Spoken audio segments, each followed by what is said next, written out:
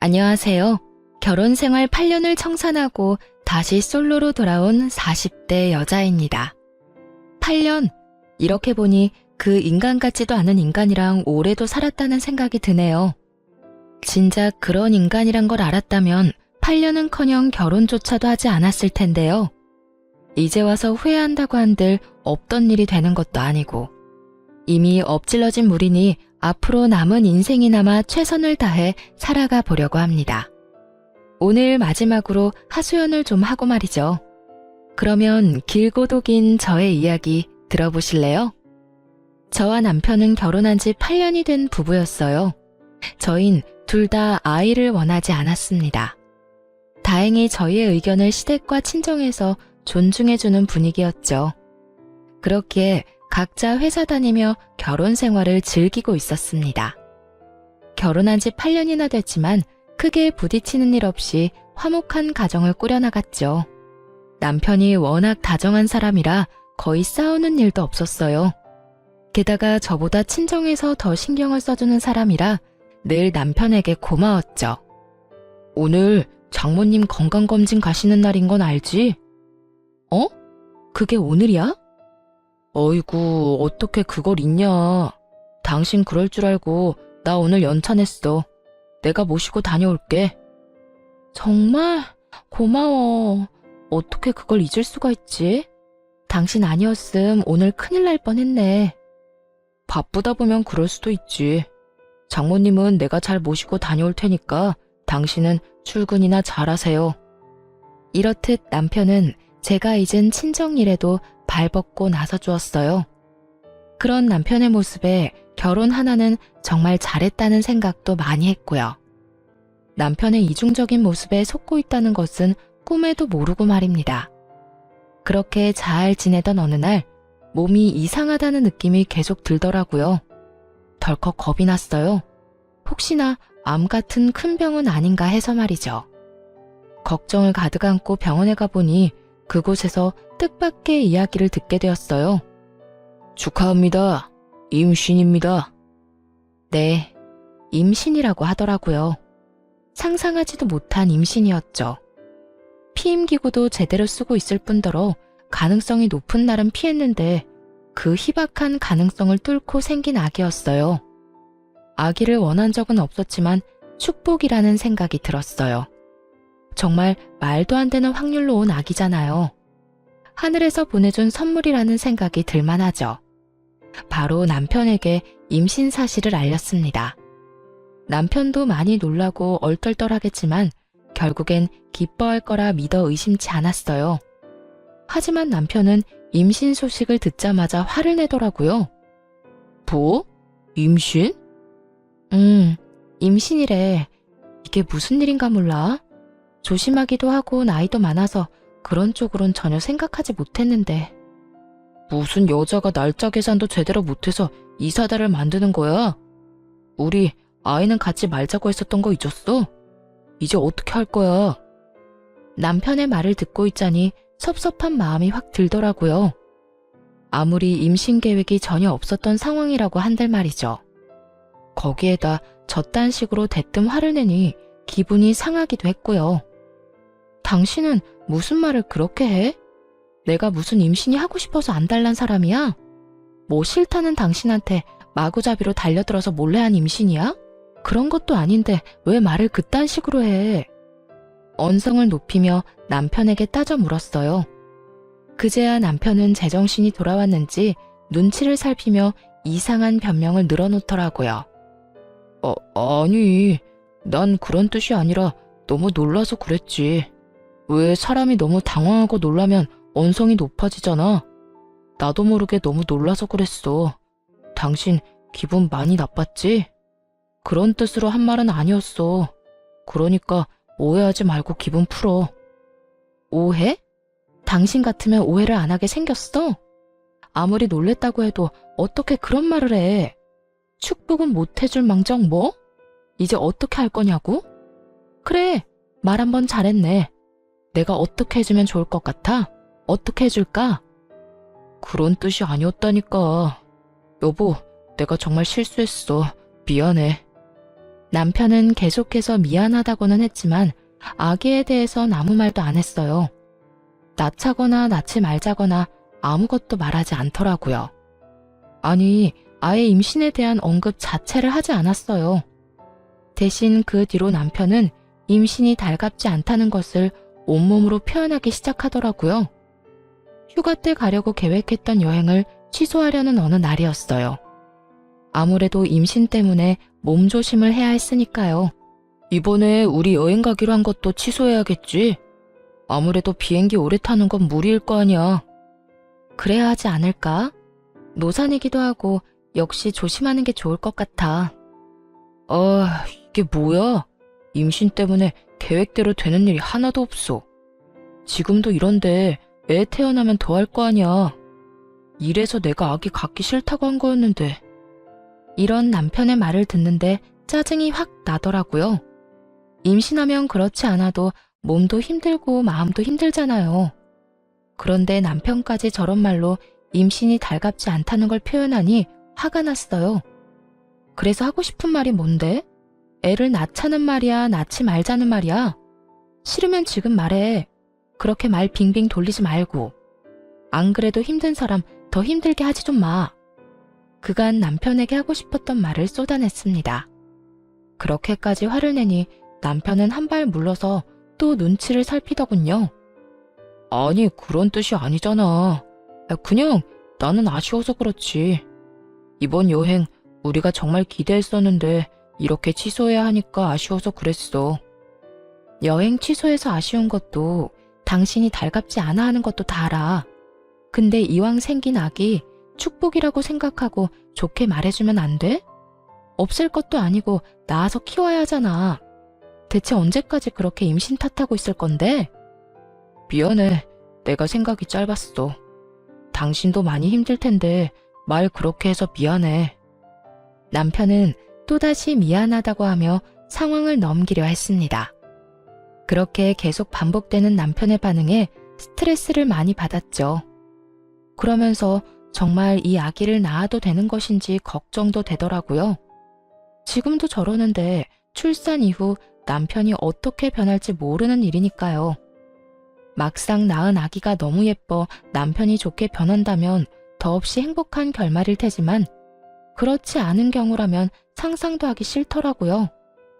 그건 저에게도 나쁘겠지만 태어날 아이에게도 끔찍한 상황일 게 분명했으니까요. 그러는 와중 시부의 생신날이 되었습니다. 매년 밖에서 하던 생신잔치를 갑자기 집에서 한다고 하더라고요. 그렇지 않아도 컨디션이 좋지 않은 몸인데 시부의 생신이니 어쩌겠어요. 힘들게 장을 봐 시댁으로 갔습니다. 그날따라 남편의 회사 일로 시모는 볼일로 바빠 혼자 생신상을 준비했어요. 그렇게 홀로 정신없이 음식을 준비하는데 갑자기 배가 참을 수 없이 아파오더라고요. 아래쪽에서 무언가 흘러나오는 느낌이 들어 급하게 병원으로 갔죠. 보통 큰일이 아니라고 직감했지만 그땐 이미 늦은 후였습니다.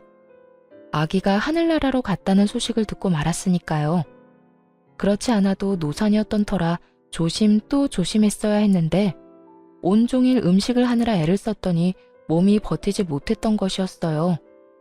병실에 누워있으니 소식을 전해들은 시부모님과 남편이 오더라고요. 누워있는 저를 본 시모는 눈물까지 흘리며 손을 쓰다듬어 주셨어요. 그러고는 남편을 질책하기 시작하시더라고요. 넌 네 마누라가 임신했으면 진작 나한테 말을 했어야지. 그랬으면 이런 일은 없었을 거 아니야. 아니, 애초에 네 마누라가 임신했다는 사실을 알긴 했었던 거야? 시모의 질책이 쏟아지자 남편은 다 기어들어가는 목소리로 대답했습니다. 내가 남편인데 그걸 왜 몰랐겠어. 혹시나 해서 좀 지나면 말씀드리려고 했어요. 안 하느니만 못한 남편의 답은 시모의 화에 기름을 부어버렸습니다. 이어 시모의 입에서 나온 말들은 저를 충격에 빠뜨리기에 부족함이 없었어요. 그걸 아는 녀석이 왜 이번 생신은 집에서 축하하자고 우겨댄 거야? 내가 오늘 볼 일이 있어서 음식할 시간 없다고 말했지? 그래도 집에서 할 거라고 그렇게 우기더니 그렇지 않아도 네 와이프 노산인데 고생할 건 생각도 안 한 거야? 시모의 말을 들어보니 시댁에서 시부의 생신을 축하하자고 남편이 우겨댔더라고요. 시모가 약속이 있어 그건 곤란하다고까지 했는데도 말이죠. 남편은 시모의 말에 크게 당황하더니 말도 안 되는 변명을 해대기 시작했어요. 아니, 바깥 음식 먹기 지겹잖아. 난 그냥 집에서 간단하게 미역국이나 먹으면 되겠지 하는 마음에 그랬던 거야. 나라고 일이 이렇게 될 줄 알았겠어? 몰랐다는 말만 하면 그만이야? 애는 둘째치고 네 와이프 몸 상한 거는 어떻게 할 거야? 나도 속상해. 나라고 마음 편한 줄 알아. 나도 정말 이렇게 될 줄은 몰랐다고.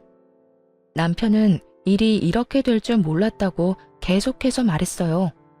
하지만 의심의 끈을 놓을 수가 없더라고요. 아무래도 제 몸에 무리가 가게 하기 위해 남편이 일부러 이딴 짓을 벌인 것 같았어요. 그렇지 않고서야 어떻게 설명할 수 있을까요? 갑자기 집에서 생신상을 준비하자느니 타이밍 좋게 회사에 급한 일이 생겼다느니 평소와 다른 행실이 의심스럽기 짝이 없었죠. 무엇보다 수상한 건 남편이 지나치게 제 눈치를 살핀다는 거였어요. 물론 유산을 했으니 눈치를 살피는 게 당연하긴 했죠. 그런데 눈빛이 뭔가 이상했습니다. 걱정과 우려가 섞인 눈빛이 아니라 초조함이 담긴 눈빛 같더군요. 마치 죄 지은 사람이 눈치를 살피는 것처럼요. 그렇게 남편에 대한 의심은 나날이 커졌습니다. 그리고 유산의 아픔에서도 쉽게 벗어나지 못하고 있었어요.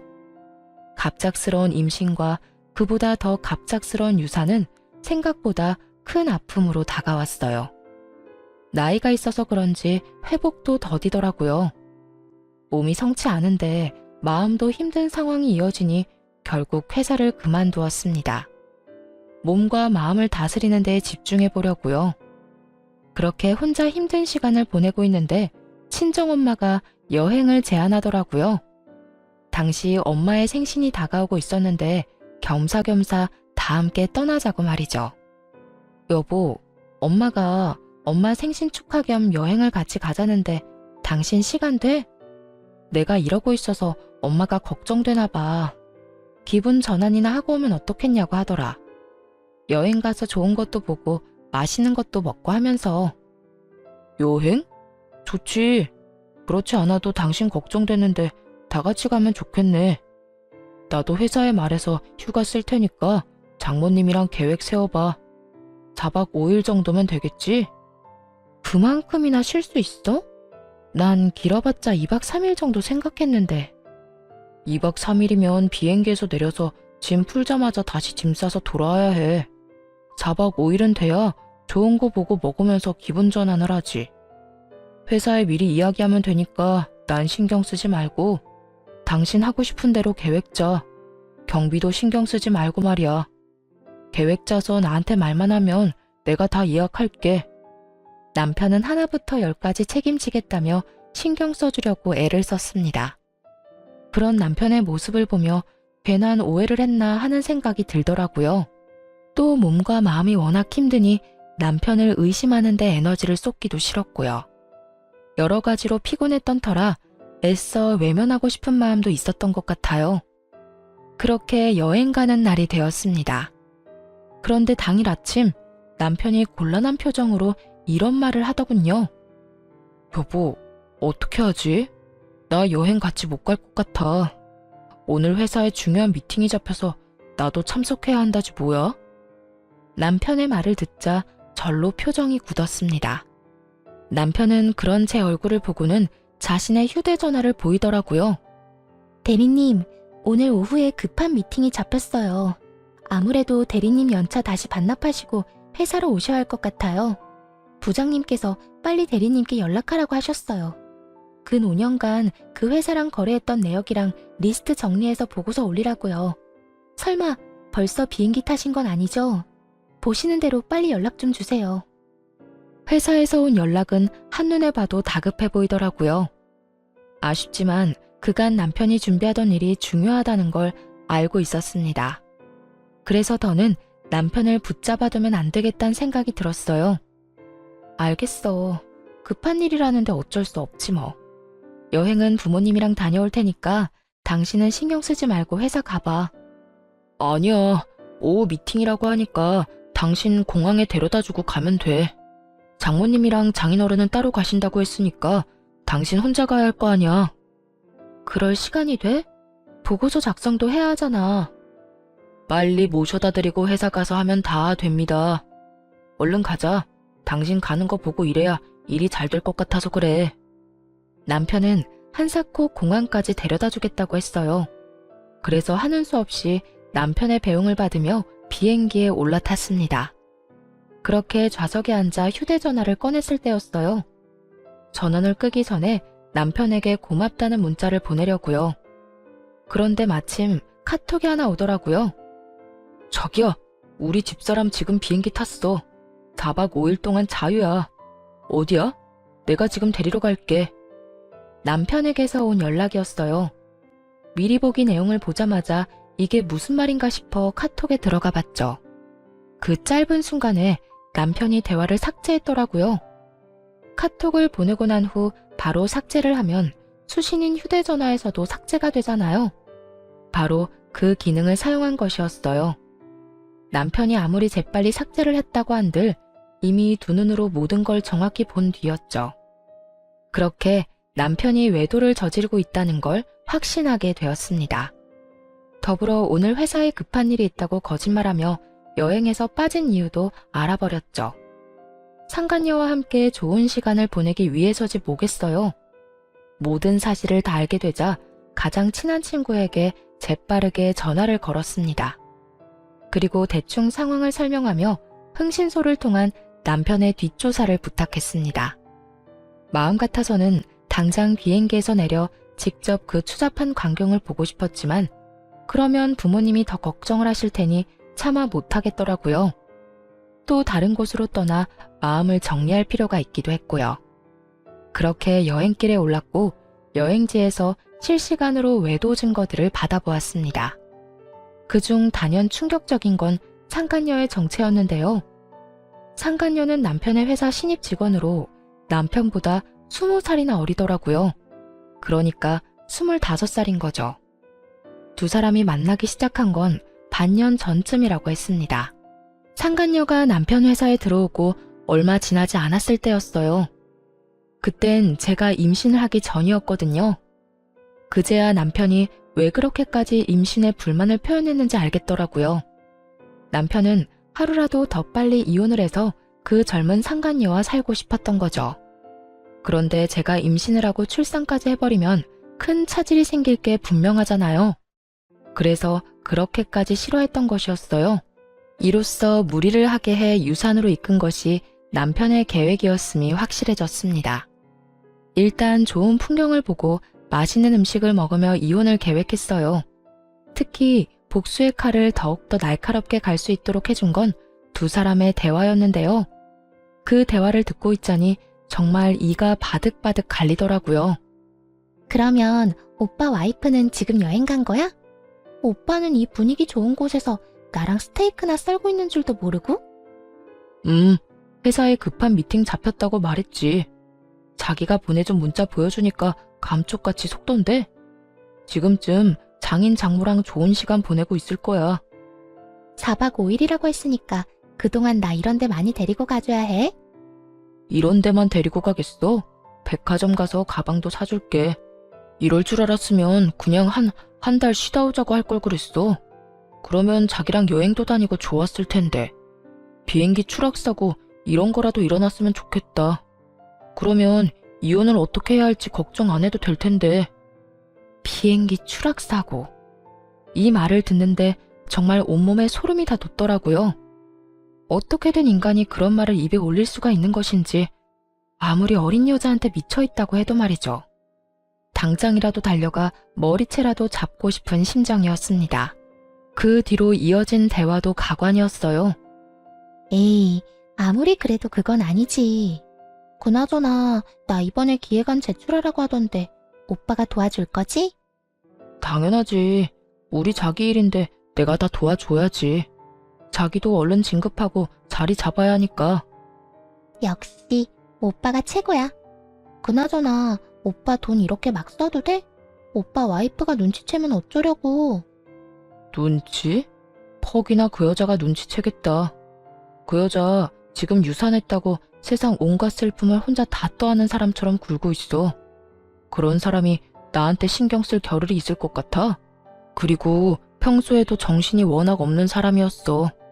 오죽했으면 그 부모도 내가 다 챙겼을까.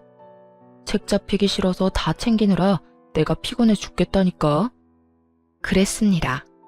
남편은 진심에서 우러나와 제 부모님을 챙긴 것이 아니었어요. 본인이 외도나 저지르고 있으니 부모님을 이용하고 있었던 거더라고요. 의심에서 벗어나기 위한 하나의 수단으로 말이죠. 모든 사실을 알게 된 후 이를 갈며 여행지에서 돌아왔습니다. 그날 바로 상간녀의 본가와 상간녀가 만나는 남자에게 외도 증거를 다 보내버렸어요. 알아보니 상간녀는 결혼을 약속한 사람이 있는 상태더군요. 남편은 그런 사실을 모르고 있는 모양이었고요. 그러니까 상간녀가 남편과 그런 관계를 맺고 있었던 이유야 뻔하죠. 그저 빠른 진급과 편한 회사 생활을 위해 나이 많은 남편을 만난 거 아니겠어요? 상간녀의 예비 남편은 바로 회사를 찾아가 한바탕 난동을 부렸다고 합니다. 가지고 있는 모든 외도 증거를 주었으니 예상한 대로였죠. 그러자 두 사람이 집으로 찾아왔더라고요. 그게 누구긴 누구겠어요. 만신창이가 된 남편과 화장이 다 번져 몰골이 엉망이 된 상간녀였습니다. 당신 진짜 미쳤어? 그딴 짓을 왜 한 거야? 미치지 않고서야 왜 그런 걸 보내서 이 상황을 만드냐고. 그러게, 아줌마 진짜 미쳤어요? 미치려면 혼자 곱게 미칠 것이지 왜 남의 인생을 다 망쳐놓고 그래요? 미친 건 두 사람이지. 불륜이나 저지른 주제 어디서 감히 큰 소리야? 지금 무릎 꿇고 싹싹 빌어도 모자란 상황인 건 몰라? 내가 왜 무릎을 꿇어요? 뭘 잘못했다고? 아줌마 남편이 먼저 나한테 만나자고 했어요. 남편 하나 못 휘어잡은 주제에 누구한테 무릎을 꿇으라 말아요? 상간녀는 정신이 나가버린 사람처럼 악다구니를 써댔습니다. 그래서 눈 하나 깜짝 안 하고 그런 상간녀에게 겁을 주었죠. 야, 너 이제부터 말 한마디 한마디 잘 생각해서 하는 게 좋을 거야. 너 지금 결혼만 깨졌지? 과연 이게 마지막일 거라고 생각해? 네가 지금 어떻게 행동하냐에 따라서 네 미래가 달라질 거야. 나 시간 많거든? 내가 여기서 더 많이 화가 나잖아. 그러면 나 평생 너 쫓아다니면서 네 앞날에 똥칠해줄 수 있어. 네가 결혼한다고 하면 그 식장에 가서 난동을 피울 거고, 네가 재취업을 한다고 하면 그 회사에 찾아가서 뒤집어 엎어버릴 거야. 그러니까 그런 꼴 당하기 싫으면 그냥 입 다물고 있어. 상간녀는 할 말이 없는지 그저 씩씩거리며 노려보고 있었습니다. 그런데 이번엔 남편 놈이 뚫린 입으로 말 같지도 않은 말을 해대기 시작하더군요. 틀린 말 한 게 하나 없는데 무슨 말을 그렇게까지 해? 무릎? 참 기가 막혀서. 당신이 가만히 있었다면 그깟 무릎 얼마든지 꿇어줬겠지. 그런데 당신이 그딴 짓을 벌이는 바람에 우리 두 사람 꼴이 우스워졌잖아. 당신 같으면 무릎을 꿇고 싶겠어? 도대체 왜 그런 짓을 한 거야? 우리 일은 우리끼리 조용히 대화로 해결하면 되는 거잖아. 왜 일을 이렇게까지 만들어? 어쩌면 인간의 탈을 쓰고 저렇게나 뻔뻔할 수가 있는지. 남편의 말을 듣고 있자니 무슨 큰 죄를 저지른 듯한 기분이었어요. 하지만 큰 소리를 치고 있는 남편에게 지지 않고 맞서주었죠. 내가 누구 좋으라고 대화로 문제를 해결해? 두 사람은 불륜 저지르면서 대화로만 사랑을 나눴어? 아니잖아. 온갖 추잡한 짓은 다 했을 거 아니야. 본인들은 그렇게 하고픈 거 다 하고 다녔으면서 뭐? 조용히 대화로 이 문제를 풀어내길 바란다고? 뻔뻔해도 너무 뻔뻔한 거 아니야? 정신 차려. 내가 아니라 네가 잘못한 거야. 네가 바람을 피운 거라고. 잘못은 네가 한 주제에 어디서 큰 소리를 쳐? 저 역시 남편을 향해 고함을 질러버렸습니다. 그러자 남편은 인상을 잔뜩 찌푸리더니 차라리 잘 됐다고 이혼하자고 하더군요. 됐다 됐어. 차라리 잘 됐어. 그냥 이혼하자. 어차피 당신이랑 이혼하려고 했는데 시간 낭비할 일 없겠어. 이렇게 된 거 무릎 꿇고 용서를 빌 필요도 없는 것 같고. 내가 그렇게 해봤자 당신도 마음 풀리지 않을 거 아니야. 그냥 깔끔하게 이혼해. 그래, 바라던 바야. 그런데 내가 진짜 궁금한 걸 참을 수가 없어서 하나만 묻자. 당신, 나 임신했을 때 아버님 생신상 차리게 만들었잖아. 그래서 유산까지 하게 된 것도 당신 계획이었어? 나하고 이혼할 때 걸림돌이 될까봐 일부러 그런 상황을 만들어낸 거니? 확신을 가지고 남편에게 물으면서도 내심 아니라는 말을 하길 바랬던 것 같아요. 그래도 사랑했던 사람인데 그 정도로 최악이란 사실을 받아들이기 힘들었으니까요. 하지만 바램과는 달리 남편은 모든 사실을 털어놓기 시작하더군요. 그래, 맞아. 이렇게 된 마당에 거짓말을 해봤자 뭐하겠어. 당신이 생각한 대로 내가 다 계획한 거야. 당신이 무리를 하면 유산을 할 수도 있겠다고 생각해서 말이야. 그런데 정말 내 생각대로 다 될지는 몰랐어. 어처구니가 없더라고요. 그런 상황을 다 만들어 놓고선 정말 유산을 할지는 몰랐다니. 그것만 해도 충격이 큰데 남편은 더 충격적인 말을 이어서 해댔습니다. 이제 와서 하는 말이지만 유산한 거 사실 당신한테도 좋은 일 아니야? 난 당신이 무사히 출산을 했다고 하더라도 무슨 수를 써서든 이혼했을 거야. 그렇게 되면 당신도 당신이지만 그 애의 삶도 얼마나 처량하겠어. 그러니까 나 너무 원망만 하지 말고 차라리 다행이다 생각하고 살아. 그게 당신한테도 좋으니까 말이야. 남편의 말을 들으니 정말 너무 화가 나 눈앞이 새하얗게 되더라고요. 그대로 바로 손에 들고 있던 커피를 남편의 얼굴에 부어버렸습니다. 그리고 이게 무슨 짓이냐고 고함을 지르는 남편에게 한마디 해주었어요. 이 인간 같지도 않은 쓰레기가 그걸 지금 말이라고 해? 다행! 네가 쓰레기라는 걸 지금이라도 알아서 다행스럽다 정말. 더는 얼굴 보고 있는 것도 구역질나니까 당장 꺼져. 저 여자 데리고 당장 내 눈앞에서 사라지라고. 나라고 다를 줄 알아? 나도 당신 얼굴 보면 구역질나. 다 늙어빠진 주제 성격만 더러워서는 바로 이혼할 준비나 해. 괜히 나한테 복수한다 치고 이혼 안 한다고 버티지 말고. 그래야 이 예쁘고 젊은 애랑 하루라도 빨리 결혼해서 살 거 아니야? 위자료는 얼마든지 줄 테니까 바로 도장이나 찍어. 알겠어? 남편은 끝까지 뻔뻔하게 나왔습니다. 그런데 그런 남편에게 상간녀가 대신 복수를 해주더라고요. 아저씨 미쳤어요? 내가 왜 아저씨랑 결혼을 해요? 앙칼진 상간녀의 말에 남편이 화들짝 놀라며 상간녀를 바라보더군요. 이런 반응을 예상도 못한 눈치였어요. 남편은 한치 의심도 하지 않았던 거죠. 20살이나 어린 상간녀가 자신을 진심으로 사랑한다고 말이에요. 그런 남편의 믿음을 상간녀가 산산조각 내기 시작했죠. 20살이나 늙은 유부남을 내가 정말 사랑했다고 믿은 거예요? 순진한 거야, 멍청한 거야. 아까 내 약혼자가 와서 사무실 뒤엎는 걸 봤잖아요. 그걸 보고도 내가 정말 아저씨를 사랑했다고 생각해요? 그러면 나하고는 왜 만난 거야? 날 사랑한다고 했잖아. 나랑 같이 살고 싶다며. 그 말을 다 믿었다니 이제 보니 멍청한 거네. 난 그저 아저씨를 이용해서 회사 생활 좀 편하게 하려던 것뿐이라고요. 그런데 이제 아저씨를 더 만날 이유가 있을까요? 회사에서 잘리게 생겼고 더는 회사 다닐 일도 없을 텐데요. 결혼은 무슨? 다신 아저씨랑 만날 일은 없을 거예요. 어디서 주제도 모르고 나하고 결혼할 생각을 할 수가 있는지. 상간녀는 최선을 다해 열변을 토하며 진실을 말했어요. 막상 남편은 제대로 듣지 않고 있었지만요.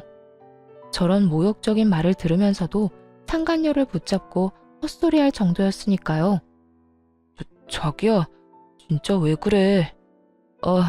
지금 집사람이 보고 있어서 그래? 자기도 다 들었잖아. 나 이제 저 여자랑 곧 이혼해. 그러면 자기랑 행복하게 살 수 있다고. 남편은 제가 아니라 상간녀에게 무릎을 꿇고 울고불고 매달리고 있었습니다. 하지만 상간녀는 그런 남편의 손을 가차없이 뿌리쳐버리더군요. 아, 진짜. 구질구질하게 왜 이래? 말귀를 못 알아먹어요? 난 평생 노인네 뒷바라지나 하면서 살 생각 전혀 없다고요. 그러니까 아저씨도 꿈 깨세요. 상간녀는 한결같이 냉정한 모습으로 남편을 대했어요. 그런 상간녀의 모습에 남편은 드디어 현실을 자각한 듯 원망을 쏟아내더라고요. 다 진심인 거야? 네가 어떻게 나한테 이럴 수가 있어? 어떻게 나한테 이럴 수가 있냐고. 내가 너한테 지금까지 뭘 해줬는데? 누가 해달라고 했나? 다 자기가 해주고 싶어서 했으면서 이제 와서 왜 저래? 상간녀는 절망을 쏟아내는 남편이 지긋지긋하다는 듯 굴었습니다. 더 이상 듣고 있고 싶지 않았어요. 그대로 그 꼴값을 떠는 인간들을 집에서 내쫓아 버렸습니다. 두 사람은 한참을 현관문 앞에서 다툰다 싶더니 경비분의 손에 쫓겨났습니다. 워낙 시끄러워서 다른 주민이 신고라도 했던 거겠죠. 그 후 이혼 소송과 상간녀 소송까지 진행해 모두 승소를 했습니다. 덕분에 위자료를 받고 이혼할 수 있었어요. 상간녀는 끝까지 미안하다는 말 한마디 없었습니다. 중간에 남편이 설득을 어떻게 한 것인지 다시 사이가 좋아졌더라고요. 20살이나 많은 이혼남을 옆에 끼고 으스대는 꼴이 참 웃기지도 않았어요. 드디어 다 끝났네요. 받은 위자료로 새 출발 잘하세요, 아줌마. 난 아줌마가 이혼해준 덕분에 돈 걱정 안 하고 살 테니까. 백수 신세의 20살 많은 남자가 뭘 어떻게 해주려나? 과연 돈 걱정 안 하게 해줄지 모르겠네. 뭐 그렇게 생각해서 네 맘이 편하다면 그대로 살아. 정신건강에는 좋겠네. 어머, 아줌마 몰랐어요? 우리 자기 집에 재산이 좀 있다던데? 그래서 그렇게 쉽게 이혼한 건가? 들어보니까 우리 오빠 물려주려고 건물도 처분하시려고 한다던데요? 그렇지, 오빠? 그럼 내가 다 알아봤지. 3층짜리 건물 처분하려고 부동산에 내놨다고 하더라고. 그거 처분하면 누굴 주겠어? 하나뿐인 아들인 날 주시겠지. 내가 그 돈으로 우리 자기 돈 걱정 없이 살게 해줄게. 자기는 그냥 내 옆에 있기만 해. 들었죠? 아줌마는 좀 억울하겠어요. 더럽고 치사해도 참고 버텼으면 돈은 펑펑 쓰면서 살았을 텐데.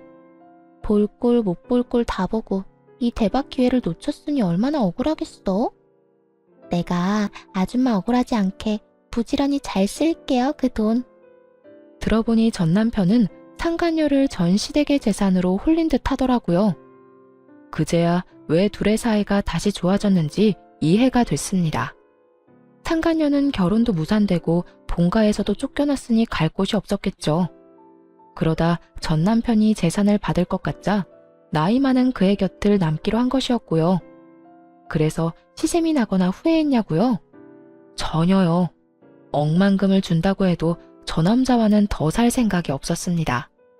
또 시부모님은 저딴 인간에게 재산을 물려주실 분들이 아니라고 확신했어요. 그래서 별로 약이 오르지도 않더군요. 그리고 만에 하나 그 돈을 물려받는다고 쳐도요. 저렇게 이루어진 가정이 평탄할 리 없지 않겠어요? 마음대로 해라. 그런데 있잖니. 세상 모든 것이 네 뜻대로 흘러가진 않을 거야. 그 돈이 정말 네 손으로 들어오게 될지는 난 잘 모르겠다. 그래도 넌 그렇게 믿고 살아. 그래야 네 말대로 노인네 뒷바라지 할 의욕이라도 생길 테니까. 그렇게 말한 후 홀로 돌아와 그 두 사람을 잊고 살려고 노력했어요. 그런데 3개월이 지난 어느 날 전 시부모님이 찾아왔더라고요. 아가, 잘 지냈니? 우리가 이제야 너희가 왜 이혼을 했는지 자세히 알게 되었어. 그동안 얼마나 마음고생을 했니? 전 시모는 이제야 모든 사실을 알았다며 눈물을 글썽이고는 손을 잡아주었습니다. 자세한 내막을 알려봤자 뭐하겠나 하는 생각에 연락도 하지 않았는데 어떻게 알고 온 건지 궁금해지더라고요. 저야 뭐 늘 똑같아요. 그런데 어떻게 그걸 아셨어요? 저의 물음에 전 시모와 전 시부는 한숨을 크게 내쉬었어요. 그러곤 잡은 손에 힘을 주며 말을 시작하더군요. 어떻게 알긴? 그 녀석이 그 여자애를 집으로 데리고 왔더구나. 와서 한다는 말이 얼마나 기가 막히던지. 뭐라고 하던가요? 저한테는 결혼할 거라고 하던데. 그래, 결혼할 거니까 우리 보고 돈을 좀 달라고 하더구나. 우리가 건물 처분한 건 어떻게 알고 찾아와서 돈을 달라고 하는 건지.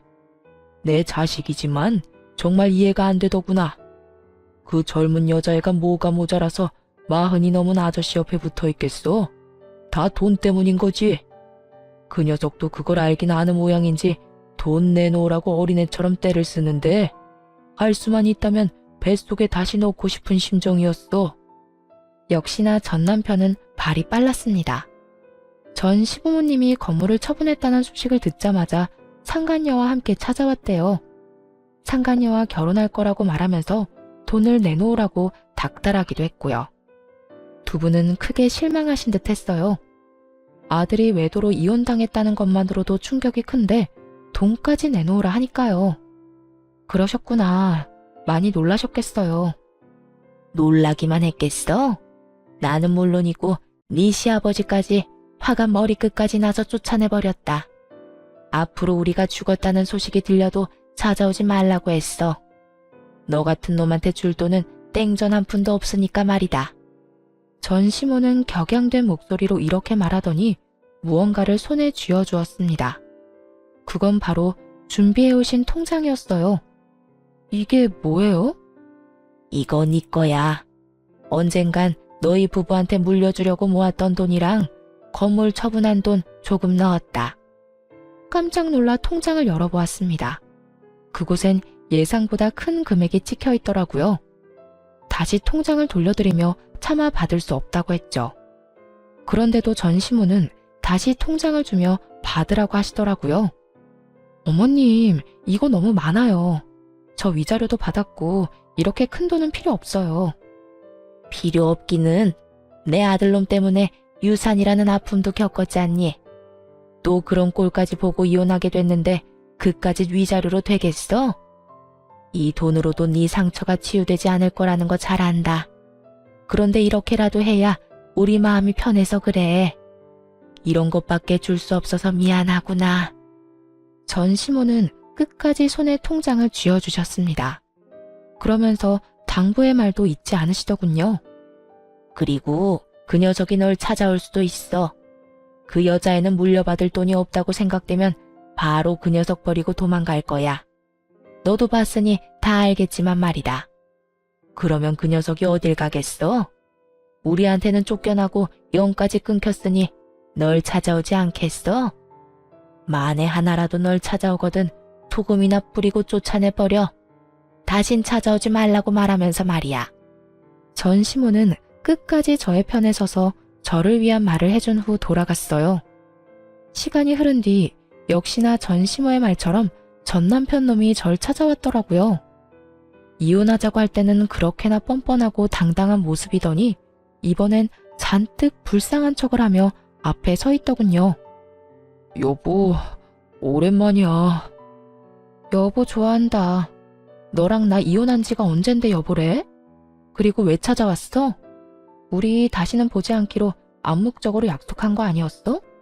상간녀랑 행복하게 살 테니 빨리 이혼하자고 한 사람이 당신이란 걸 잊었어? 아직도 그 일을 마음에 두고 있는 거야? 그게 언제적 일인데. 나 그 여자애랑 끝냈어. 막상 이혼하고 나니까 당신이 그리워서 안 되겠더라고.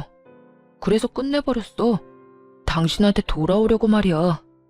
입에 침이나 바르고 거짓말을 하는 건지 전 남편은 얼굴색 하나 안 변하고 오로지 절 너무 사랑해서 돌아온 거라고 하더군요. 상간녀의 말처럼 멍청하기 짝이 없었어요. 이제와 후회한다고 내가 그리워 돌아왔다고 하면 뭐 달라지나요? 이쪽은 받아줄 생각 요만큼도 없는데 혼자서 확신하는 눈치였어요. 모두 없던 일로 하고 자신을 받아줄 거라고 말이죠. 당신은 내 생각 안 났어? 그래도 연애까지 합치면 우리가 함께한 세월이 10년이 넘는데 가끔 내 생각 나지 않았느냐고. 이제 와서 이딴 말 하는 거 보니까 그 어린애가 도망이라도 갔나 봐? 그걸 어떻게... 다 아는 것 같으니까 솔직하게 말할게. 그 애 그냥 도망가 버렸어. 내가 받을 재산 없고 부모님하고 연도 끊기니까 알아채고 바로 도망치더라. 정말 뒤도 한번 돌아보지 않더라고. 내가 이때껏 쓴 돈이 얼만데 정말 나쁘지 않아? 진짜 이런저런 일 다 겪으면서 느낀 건데 당신만한 여자가 없더라고. 당신처럼 나랑 잘 맞고 나를 잘 이해해주는 사람이 없었어. 그래서 하는 말인데 나랑 다시 시작하면 안 될까? 전 남편은 어느새 뻔뻔한 모습으로 돌아와 다시 시작하자는 말을 했어요. 그래서 어떻게 했냐고요? 그런 남편의 얼굴에 손에 쥐고 있던 굵은 소금을 뿌려주며 이렇게 말했죠. 이거나 먹고 떨어져. 어디서 꿀같차게 재결합을 우는애? 내가 미쳤어? 너 따위 놈이랑 다시 살게. 너 같은 거 돈 주면서 데리고 살라고 해도 싫다 이 말이야. 전 남편은 이런 반응을 예상하지 못했다는 듯 황당하단 눈빛으로 바라보더군요. 그러더니 이내 표정을 바꿔 본색을 드러내기 시작했어요. 그래, 그러면 돈이나 좀 내놔. 돈? 나한테 돈 맡겨놨어? 뭐 이리 당당하게 돈을 달래? 나 다 알고 있거든. 우리 부모님이 당신한테 돈 줬지? 내가 다 듣고 왔으니까 발뺌할 생각하지 마. 그거 원래 내가 다 받았어야 할 돈이야. 그러니까 그 돈 내놓으면 조용하게 가줄게. 뭐 이런 미친놈이 다 있나 싶었어요. 기껏 찾아와서 한다는 짓이 하소연과 돈 타령이라니. 이 와중에 미안하다는 말은 한마디도 하지 않고 말이죠. 너 미쳤니? 내가 그 돈을 줄 것 같아? 정신 좀 차려라. 이 돈 정당하게 내 손에 들어온 돈이야. 그런 돈을 내가 왜 당신을 줘? 당신 같으면 주겠어? 정당?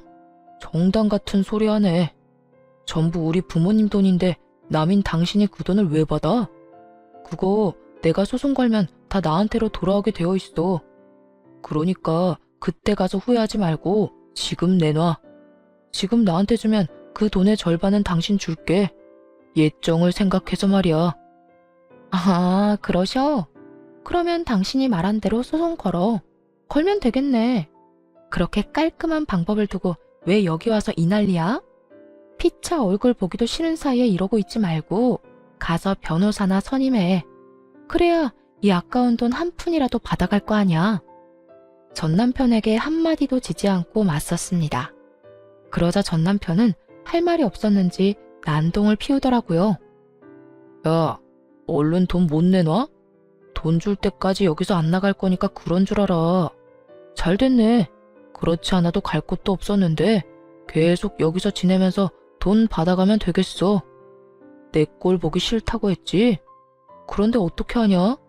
난 당신한테 돈 받을 때까지 안 나갈 건데.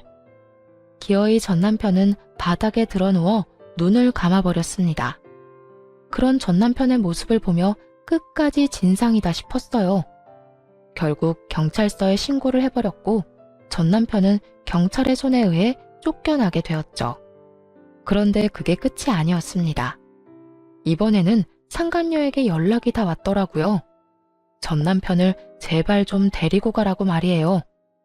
쫓겨난 전 남편이 이쪽으로 오는 대신 상간녀를 찾아가 진상을 부려댔나 봐요. 아줌마 남편 좀 데리고 가세요. 혼자 사는 거 힘들 텐데 저 남자라도 데리고 가서 살라고요. 내가 미쳤니? 너도 싫은 남자 나라고 좋겠어? 그러지 말고 잘 데리고 살아. 너 좋다고 그렇게까지 매달리는 남자 살면서 찾기 힘들다. 그러니까 네 운명이라 생각하고 잘 데리고 살아봐. 내가 미쳤어요? 그때야 받을 재산이라도 있다고 하니 한번 같이 살아볼까 했던 거지. 지금은 아무것도 없는 늙은 노인네 뭐 득될 게 있다고 데리고 살아요? 그러니까 그런 노인네를 나라고 데리고 살고 싶을 것 같아? 그리고 너 내가 한 말 잊었어? 여기서 더 열받게 하면 너 쫓아다니면서 네 인생에 똥칠한다는 말. 앞으로 펼쳐진 게 꽃길은 아니더라도 똥밭은 아니어야 하지 않겠니? 다신 나한테 연락하지 마라. 그리고 너 좋다고 찾아간 남자는 네가 해결해. 그 뒤로 겁이 나긴 했는지 상간녀에게서 연락 오는 일이 더는 없었어요. 그리고 반가운 소식을 하나 전해 들었는데요. 전 남편이 얼마나 끈질기게 상간녀를 찾아가 난동을 부렸는지는 몰라도 결국 구치소에 갇힌 신세가 되었다고 합니다. 그 이후의 소식은 들리지 않았고 저는 제 삶을 살고 있는 중입니다. 요즘은 시골로 내려와 정착해 살고 있는데요. 귀농해서 농사 짓는 게 적성에 딱 맞는 것 같아요. 작은 텃밭을 꾸리는 일이 참 재미있더라고요. 가끔 일이 있는 날엔 과수원에 나가 알바를 하기도 하고요. 여러 가지 소일거리를 하면서 블로그에 글을 쓰는 일도 하고 있습니다. 처음엔 마음을 달래고자 쓴 글이었는데 우연히 인기를 좀 얻었어요. 요즘엔 시골 생활을 하며 느낀 점을 쓰곤 해요. 그 덕에 여러 협찬이 들어오기도 하고 작지만 수익도 생겼습니다. 큰 돈을 버는 것은 아니지만 어차피 생활할 만큼의 돈은 있으니까요. 지금 생활이 만족스러워 한동안은 더 이렇게 지내보려고 해요. 처음에 시골로 간다는 소식을 전했을 때 부모님이 걱정을 많이 하셨거든요. 그런데 요즘은 이런 말씀을 하시더라고요. 사실 너 시골 간다고 했을 때 내심 걱정 많이 했어. 아무도 없는 곳에 혼자 내려보내도 되는 건가? 저러다 이상한 생각하는 건 아닌가 해서 말이야. 그랬어? 미안해, 걱정 끼쳐서. 미안하긴. 그런데 지금 보니까 너도 살아보려고 갔다는 생각이 들어. 아니, 이곳이 널 살렸다는 생각이 들어. 너 여기 와서 표정도 더 밝아졌고 많이 웃기도 하고 하여튼 여러모로 좋아졌어. 딸, 엄마는 우리 딸이 혹시나 그런 일 때문에 무너지면 어떻게 하나 걱정했어. 그런데 이렇게 보란듯이 일어나줘서 고마워. 요즘 우리 딸 너무 보기 좋다. 엄마에게 보기 좋다는 말을 듣는데 비로소 행복하다는 것이 느껴지더라고요. 사실 엄마의 말처럼 처음에는 죽지 못해 살려고 이곳에 오는 결정을 했거든요. 전 남편과의 이혼이 후회스러운 것은 절대 아니었고요. 그저 전 남편과 함께했던 시간을 낭비했다는 생각에 너무 한탄스럽더라고요. 앞으로 가야 할 길을 잃은 기분이기도 했고요. 하지만 지금은 행복을 느끼네요. 우연히 들어선 이 길에서 잘 살아보고자 여러 노력을 한 덕분이겠죠? 돌이켜보면 행복 참 별거 아닌데 그땐 왜 그렇게 멀어 보였나 모르겠습니다. 어쨌든 앞으로도 이렇게만 잘 살아보려고요. 긴 사연 함께 해주셔서 감사합니다.